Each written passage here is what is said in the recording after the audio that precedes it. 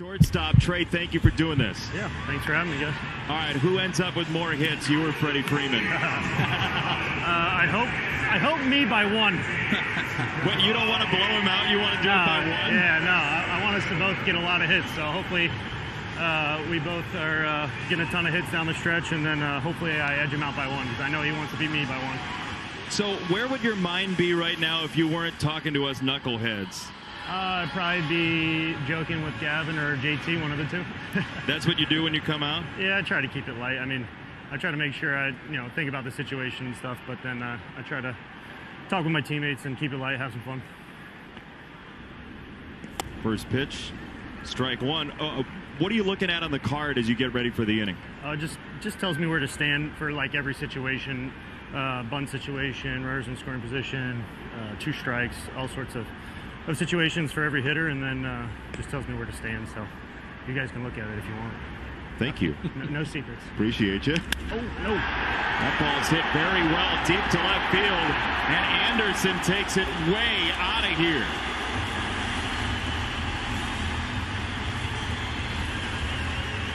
(3-1) here in the 4th inning. The Marlins are on the board for the first time. Trey Urias has been great up until that point.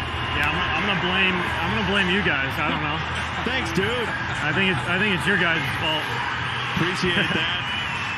I think he had the no going, and that one broke it with the bang with that home run to left field.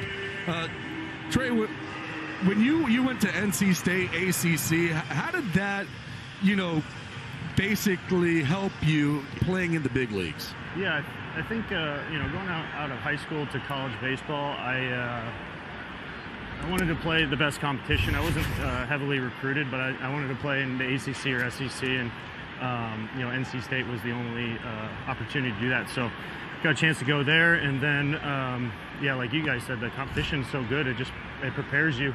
I think the quality of pitching, quality of like off-speed stuff. I think the SEC's got a little bit more velo, but the ACC, you can see any pitch at any time, and that's kind of what this game's turned into. So I think that's kind of helped me in that aspect. We're joined by Trea Turner down on the field. Jeff Passan wrote a story about your sliding. You really can't dance? No, not at all. Not even a little bit. How is that, dude? You have such great footwork. How can that be? Because I don't think about it. When you tell me to think about it, I'm brutal. When you tell me, right foot, left foot, what to do, I'm uncoordinated real quick. But yeah, when you tell me to go catch a pop-up or get from first, third, or whatever it may be, I'll just kind of figure it out and let my body do what it wants. We're watching this slide right now on a monitor here. I know you're busy. Hey, yeah. Oh, no. You got it. Thank you for making that play. We would have really gotten blamed for really that. Blamed you. Yeah, you would have pulled the earpiece out and thrown it at some of the Palm Beach Gardens. I probably would have just quit. But that being said, there's 2 more outs, so. All right, take us through that play. We're watching it again. Yeah, just kind of hit a little bit harder than I thought. Stayed down on me. Just got a little bit to my right side. I need to keep that on my left side a little bit more, and I'll be able to stay through that a little better. But did you forget who was running? I got the peanut gallery over here, so. Did you forget who was running? No, you never know. I always expect everyone to run so hard. I don't know. I feel like everyone runs hard when I'm fielding the ball. I don't know what it is, but. Hey, what was the peanut gallery saying to you? I couldn't hear him. Yeah, I put it in my right ear for a reason, so I can only hear you guys. See, it looks like JT's in your ear right now. Yeah, I know. I can't hear him. Sorry. Strategy, strategy. Wearing you out. We're showing him right now. He's got a big old smile on his face, yeah. Trey. He's having a good time. Hey, your manager said that you do a great job of taking an at-bat that ends in a strikeout or something that's a negative result and just putting it away. Yep. How do you do that? I don't know. I feel like I'll obsess over something to try to get better, but then I know that also isn't necessarily going to help me the next at-bat. So I'll think about a lot of things, weigh all options and situations, kind of like with that ground ball right there. And then I just got to put it behind me because the next one's coming whether I like it or not, and you got to figure out how to, be successful each and every time. And this game's so hard, so if you focus on the negatives, it's only going to get worse. And that's why I usually make fun of myself or try to joke with my teammates, because try to turn that negative energy into kind of a funny thing or a positive thing where you can move on. Trey, you having been with the Nationals and Freddie with the Braves, you hooked up a lot. How is it being a teammate, Freddie Freeman? It's awesome. It's you know, a lot of what I expected. I got a chance to talk to him on first base a lot, obviously, on the other side, and it's a lot of what I expected. He competes every day. He has unbelievable at bats. Plays great defense, runs the bases. It just seems like he does everything, and you know, he's probably one of the main reasons. I don't want to say the sole reason, but probably one of the main reasons that, you know, they won last year, is because he kind of got all those guys in the right direction. I know early in my career when I played against them, they were you know, definitely not as good as they are now, and now they got a really, really good team and good franchise to compete each and every year, and I think he's a big part of that. How nice is it having that first baseman, knowing that you can throw the ball wherever and he's going to catch it? Yeah, that's a huge thing for all infielders, not just me, but everybody. And you know, the cool thing is he works at it, so that's always nice to see it. Have confidence in him because he wants to do his job over on his end. So I got to get him the ball as best I can, but I know he's fighting for me as well. So you know, I appreciate that for sure. And he's it's fun watching him work every day. He's got a good routine with Dino, and I know he had that in Atlanta as well, and he's maintained it here, and that's why he plays such good defense.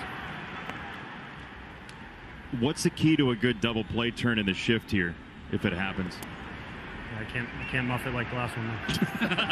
Other than that. Sorry, I know you guys are thinking I said it. It's all right.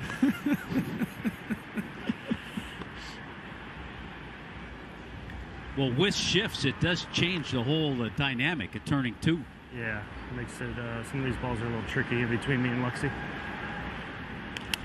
Hey, by the way, hey, Trey, what zone is Mookie Betts in right now? Oh, man, the guy's so good. He was doing this earlier in the year.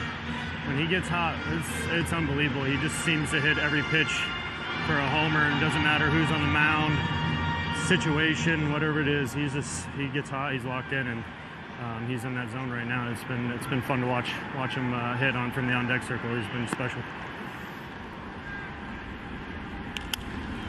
and he's really good at right field too. I know that's an easy one, but dude, every couple days it seems like he makes an amazing play out there, Trey. Yeah, I think it's the little things, you know. He cuts balls off better than anybody down the line, and every time he throws a ball, it's right on target. It's so consistent out there.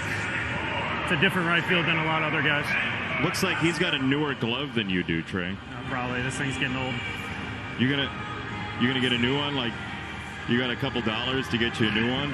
There's a story on that, right? You know what's funny is I don't necessarily like keeping the same glove for years and years and years, but now, for whatever reason, every glove I get, it feels all right, but it just doesn't give me the same confidence. So I'm sticking with this one for as long as I can. I got a hole forming in it. I'm gonna have to figure out how to patch that up, but it's starting to turn into Jordy Mercer's glove, and he would be proud of me for that. You're one of the best baseball players on the planet, and your glove gives you confidence? Oh yeah. It's I don't know. There's just a feel to it. Some gloves, you put them on, they just aren't the same. I don't know how to explain it, but I'm sure a lot of guys are like me in that sense too. What do you love most about baseball? Because it seems like you enjoy the heck out of this game. I just like competing. I don't know. I like ever since I was a kid, I would just compete at everything. That's kind of the family I grew up in.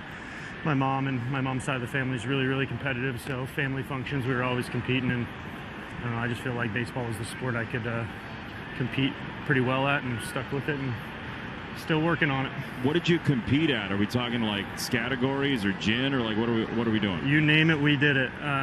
All that stuff. But my mom was a big Amazing Race fan. Oh yeah. When I was a kid, or I guess still now. But she would create an Amazing Race game for the whole family on Christmas each and every year. So we'd be running around. We had to collect items and find things, and we'd be running around the neighborhood. We'd have to drive eventually when we got older and drive places and get like takeout menus, and first team back with all the items, you know, would get prizes and stuff like that. So how long of a deal was that? Are we talking hours, days? What it was like an hour. I mean, it's probably like 20 items, and if you came back with like 18 faster than the other team that came back with 20 or whatever, there's like a scale to it. So it was big competition, but yeah, we just competed everything. I mean, you got to think, driving around and you guys are competing, Was there any tickets? Did anybody get any speeding tickets? No, I don't think so. We would have to take a picture with the policeman, so we'd have to kind of track them down. That was always sketchy because, you know, like, looks like you need help, but really you just need a picture, you know. So mom, like the level of difficulty was high. Oh yeah. On that. Yeah, for sure. It used to be just me and my sister when we were younger, and it was like the first one to complete, you know, the race would get to open their present first, or, you know, whatever it may be, and then it turned into a whole family thing, so it just got bigger and bigger. What are you like when you lose, Trey? I'm quiet. I get mad at myself, but that's just a competitive thing. I try to put it away and, like I said, move on, but I don't like losing. Hey, this was great. Thank you so much for doing it. We enjoy watching you, Trey. Thanks, Trey. Trea Turner, ladies and gentlemen.